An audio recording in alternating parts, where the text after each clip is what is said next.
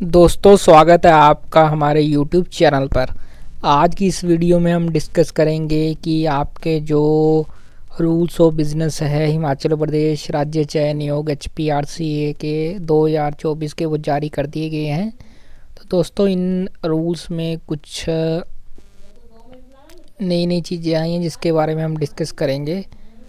तो इसमें सबसे पहले है कि ये आपके हिमाचल प्रदेश राज्य चयन नियोग Hamirpur business and procedure rules 2024 है, और जैसे ही ये राजपत्र में आपके पब्लिश हो चुके हैं तो उसी हिसाब से ये फोर्स में एप्लीकेबल हो जाते हैं। तो जो आपकी ये सारी चीज़ें लिखी हुई है कि आयोग, administrative officer, advertisement chairman, chief administrator committee, CBT, controller of examination, drawing and disbursing officer, e collator, e office examiner, government head of department, member, merit list officer, OMR, ORA, OTR, relation, senior member, schedule caste, आपके categories के बारे में जो विस्तार पूर्वक है वो इन rules में दिया गया है। तो इसके आगे जो आपका अगला पैरा उसमें business to be transacted by chairman and और अदर मेंबर्स। तो जो बिज़नेस आपका ट्रांजेक्ट किया जाएगा चेयरमैन और अदर्स मेंबर्स, उसके बारे में भी यहाँ पे विस्तार पूर्वक दिया गया है। तो दोस्तों, इसमें जो बेसिकली मेन पॉइंट है वो है कि कौन कौन सी इसमें वैकेंसीज आएगी। तो जितनी भी आपकी ग्रुप C सर्विसेज के लिए भर्ती होती है जो कि HPRCA के अंडर है, उसमें जो उनके जितनी भर्तियां होती हैं HPRCA की, उनके जो प्रीव्यू से जो बाहर रखी गई हैं भर्तियां, उसमें आके जो ऑनरेबल हाई कोर्ट में पोस्ट निकलती है और विधानसभा में जो निकलती है और Himachal Pradesh public service commission में, और साथ में आपकी सभी जो ये post of surveyor in PWD 50% batch wise post जो सरकार द्वारा पोस्ट बाहर रखी जाएगी। और उसके आगे जो है वो आपकी जो एलिजिबिलिटी है उसके बारे में बताया गया है। जो 5th नंबर पॉइंट में आपकी रिक्वेस्टेशन जो होगी वो कैसे आएगी उसके बारे में 6th पॉइंट में एलिजिबिलिटी के बारे में बताया गया है। और एलिजिबिलिटी में जो जो आपके रूल्स बने हुए हैं उसके अलावा बाकी सारे जो रूल्स बने हैं उसके अकॉर्डिंग सब सारे पॉइंट इसमें मेंशन किए गए हैं। तो इसके आगे जो 7 नंबर पॉइंट है उसमें एडवर्टाइजमेंट के बारे में बताया गया है कि जो वैकेंसीज एडवर्टाइजमेंट है। और 8th पॉइंट में आपकी जो अप्लाई ऑनलाइन के लिए होना उसके बारे में बताया गया है।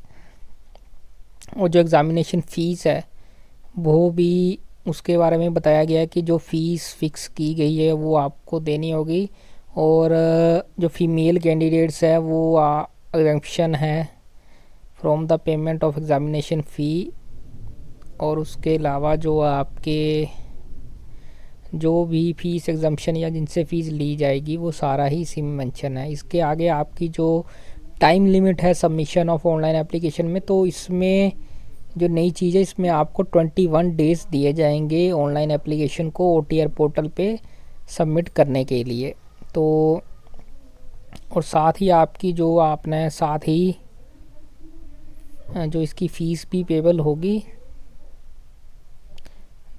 जो गवर्नमेंट अप्लाई है उनको लिए NOC ज़रूरी है। और इसके साथ ही जो अगला आपका पॉइंट है उसमें 11th पॉइंट में सारा कुछ दिया गया, receipt of application from its record and scrutiny. और इसके अलावा आपको जो नई चीज़ है CBT एग्ज़ाम पैटर्न की प्रैक्टिस के लिए जो प्रैक्टिस सेंटर या फिर ऑनलाइन प्रैक्टिस लिंक भी जो आपको प्रोवाइड किया जाएगा कि आपका एग्ज़ाम का पैटर्न क्या होगा। उसके साथ ही हेल्प डेस्क भी बनाया गया है और कंडक्ट ऑफ एग्ज़ामिनेशन में भी सारा कुछ मेंशन किया गया, तो जिसको आप विस्तार पूर्वक पढ़ सकते हैं।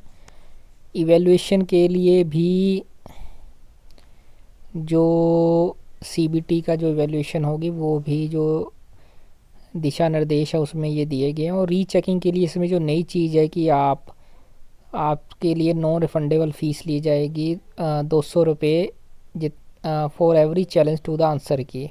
मतलब इसका मतलब ये हो सकता है कि 200 रुपये पर क्वेश्चन आपके जो चार्जेस किए जाएंगे।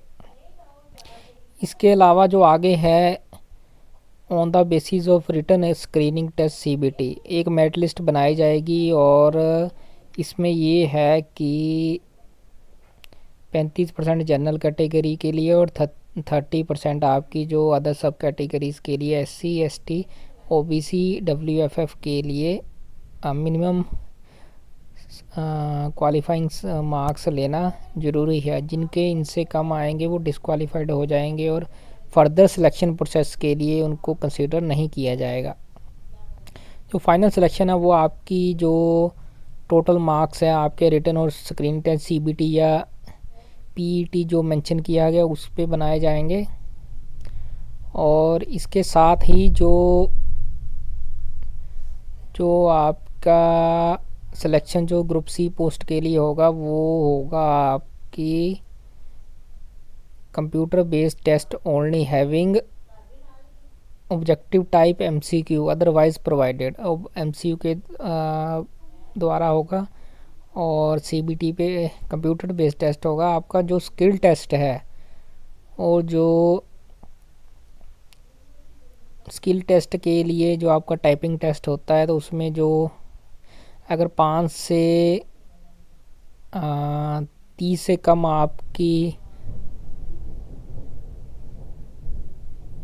पोस्टें हैं तो आपके 5 गुना बुलाए जाएंगे। 30 और 40 के बीच हैं तो 150 कैंडिडेट्स बुलाए जाएंगे और 40 से ऊपर हैं तो 4 टाइम्स आपके कैंडिडेट्स बुलाए जाएंगे।